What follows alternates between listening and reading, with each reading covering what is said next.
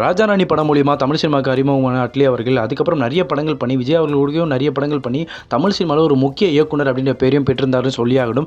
அதுக்கப்புறம் அவர் பாலிவுட்டில் என்ட்ரி கொடுக்க போறாருன்ற விஷயம் தான் பெரிய ஷாக்காகவே இருந்துச்சு கூட சொல்லும். அதேமாதிரி அவர் க்ரோத்தும் அந்த அளவுக்கு வளர்ந்துருக்குன்ற விஷயத்தை எல்லாரும் பாராட்டினாங்கன்றது ஒரு குறிப்பிடத்தக்க விஷயமா பார்க்கப்பட்டுச்சு.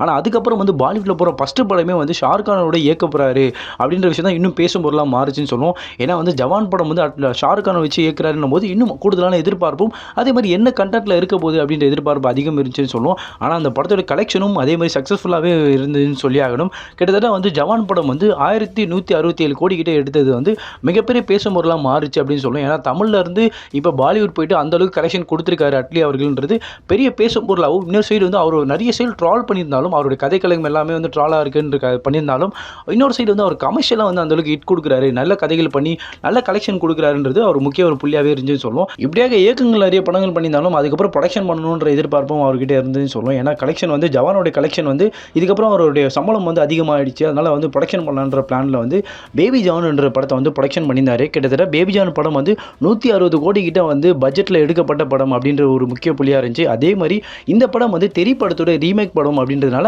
நிறைய ஸ்கிரிப்டிங் ஒர்க்லாவும் சரி பட்ஜெட்டாகவும் சரி அட்லி அவர்கள் நிறைய கோடியை போட்டிருந்தாருன்றது ஒரு முக்கிய புள்ளியாக பார்க்கப்பட்டுச்சு.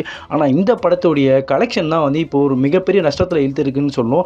எஸ், அட்லி அவர்களுக்கு கிட்டத்தட்ட 160 கோடி கிட்ட எடுத்த இந்த பட்ஜெட்டில் எடுத்த அந்த படம், இந்த பேபி ஜான்ற படம் கிட்டத்தட்ட கலெக்ஷன் எடுத்தது மட்டுமே 36 கோடி கிட்ட தான் கலெக்ஷன் எடுத்திருக்குன்ற விஷயம் ஒரு பேசும் பொருளாக மாறுச்சுன்னு சொல்லுவோம். ஏன்னா அட்லி அவர்களுடைய இயக்கத்தில் நிறைய படங்கள் பண்ணியிருந்தாலும் கலெக்ஷன் ரீதியாக அவர் நிறைய விஷயம் கலெக்ஷன் அதிகமாக கொடுத்துருவாருன்னு தெரியும். ஆனால் அவர் ப்ரொடக்ஷன் பண்ண இந்த படம் 160 கோடி கிட்ட எடுத்த இந்த படம் ஆனால் கலெக்ஷன் ரீதியாக ரொம்ப கம்மியாக இருக்குன்ற விஷயம் இப்போ அட்லி அவர்களுக்கு பெரிய நஷ்டத்தில் இழுத்திருக்குன்ற விஷயம் ரொம்ப முக்கிய விஷயமாக பார்க்கப்படுகிறது.